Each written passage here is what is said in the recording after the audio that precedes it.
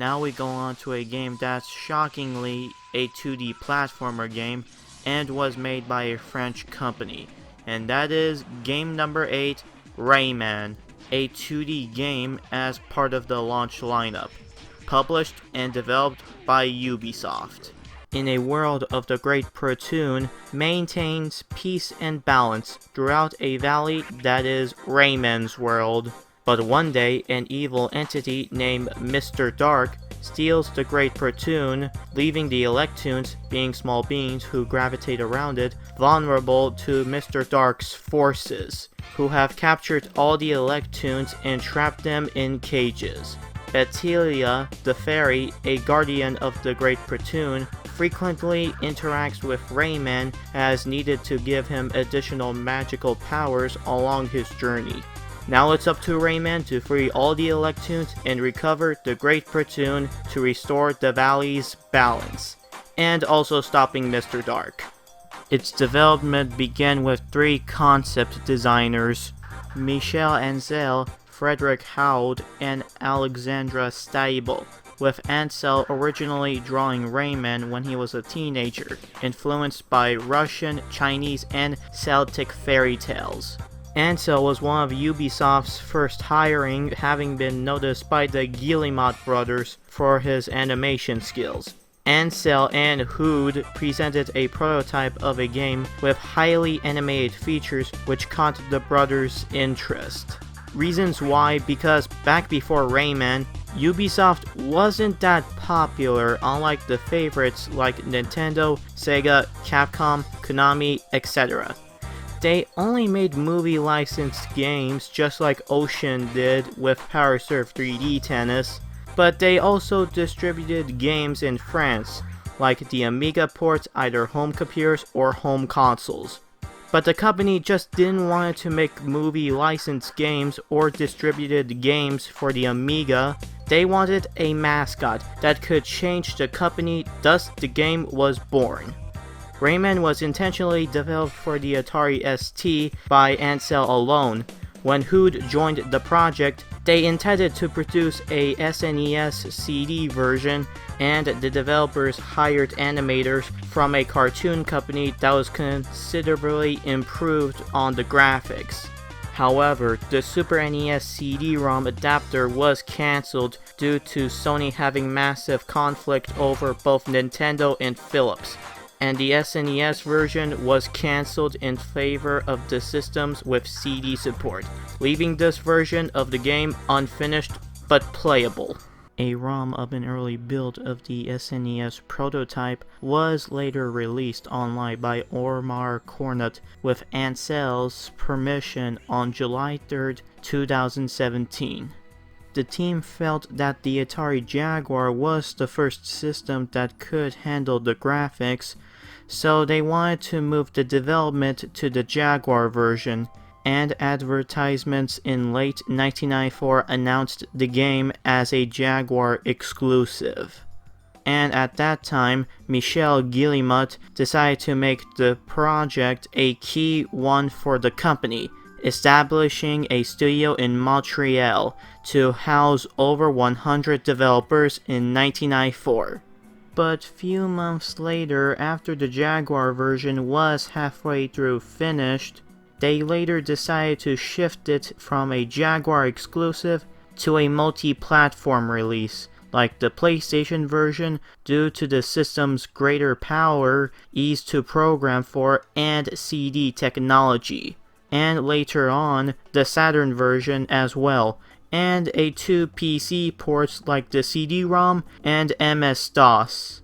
Originally, there was also going to be plans for a 32X and a 3DO version when they announced it, but were never released, and presumably cancelled altogether. The main character, Rayman, was originally going to have limbs when it was in its early concept, but they decided to remove it due to graphical errors. But I think that's for the best, because Rayman has a very unique design, and seeing a character with no limbs, but he could also easily punch at a higher distance, and could also use his ears as a helicopter. And finally, the soundtrack was composed by Rémi Gazel, a French musician, which he made almost entirely of its soundtrack. But although many different versions were composed by other people, with the additional to Rémi himself, which includes Nathalie Drouet, Frédéric Louvre, Frédéric Prados, and Olaf Zalkman, and may be one of the most recognized French musicians in gaming history. He even had a live Rayman concert project called Rayman by Rémi himself. But sadly, this was his only work he ever made on the original Rayman, and also the only game he ever composed, because on May 25th, 2019, Rémi Gazel passed away of cancer. Rémi, you will be missed. When it was released to the PlayStation in North America in September 9th, 1995, Japan in September 22nd, 1995, and Europe in September 29th, 1995, it received positive reviews from critics and was highly acclaimed for its animated 2D graphics, atmosphere, and soundtrack. Even Electronic Gaming Monthly put it in their Game of the Month award of 1995. They highly praised the originality, animation, and musical score, and remarked that it firmly disproved the rumor that the PlayStation cannot do side-scrolling games, well, especially a 2D one.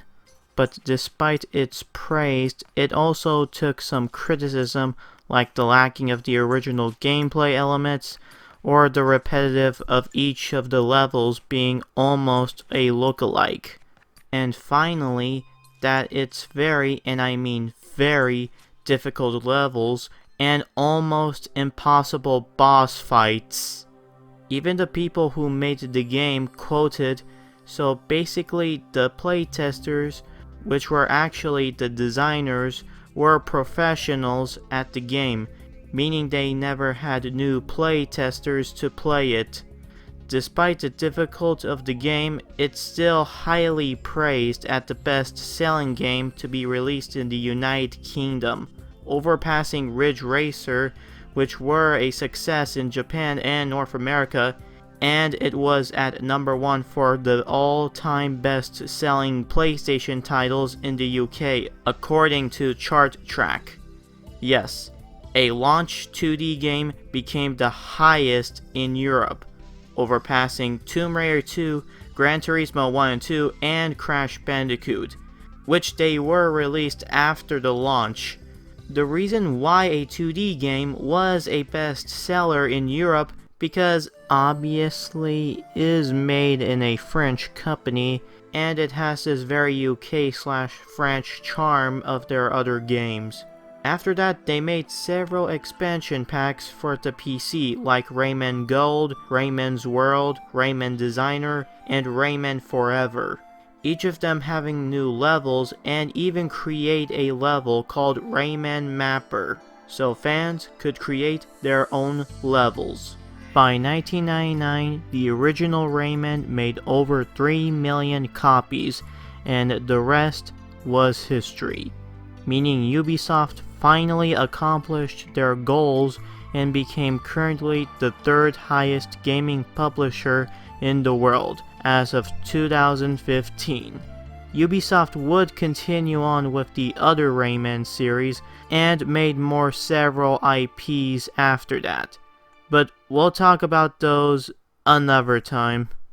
Now, for the review section, the graphics looks outstanding, of course since it is a 2D game, and they usually aged well compared to the early 3D graphics, which are pixelated and blocky.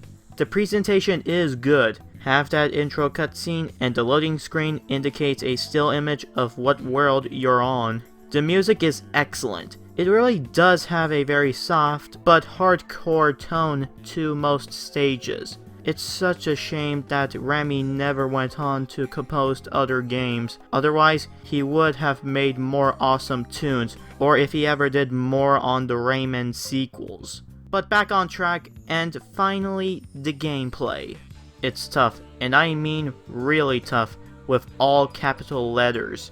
despite people loving this game to death, but people could admit that the difficulty is up to the roof. The first world does start off easy, well, sort of, but once you go to the second world, it gets tougher, and after that, later becomes more difficult. One of these examples are the spawning enemies, obstacles, and even cages. I have no idea why they do that, maybe because they want to spice things up and give it a curveball, meaning the unexpected might show up and ruin your day. And don't get me even started at the boss fights, because they're also as difficult than the platforming stages, especially boss 4 and 5. When you lose all your lives, you have 5 continues, so you could restart where you left off, but good luck, because once you used up all of your continues, it's game over. So for those who are new to this and have a difficult time of beating a level, I recommend putting a 99 lives cheat code. Trust me, even though you still die a lot, but it's really just trial and error until you get good at the game. So good luck with that. But as for the controls, they're alright and very tight. Nothing else more to say about. And finally, for the conclusion. It's a fun 2D platformer, but man, it's very difficult once you go on to the later worlds. And don't forget, you have to collect all the Electoons in order to get to the final boss, which isn't an easy task to do.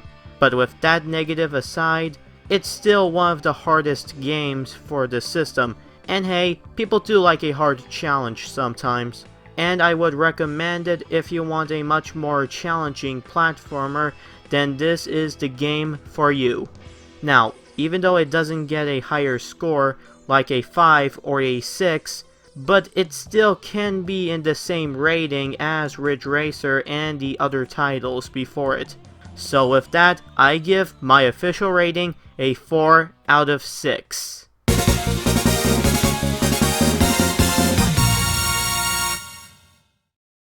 Next time on the PlayStation Years, I'll be tackling not just a movie-based game, but a game based on a movie, based on a game. And it's from a beloved fighting game series we all know and love. What is that game? Well, I'll tell you in the next review. Thanks for watching.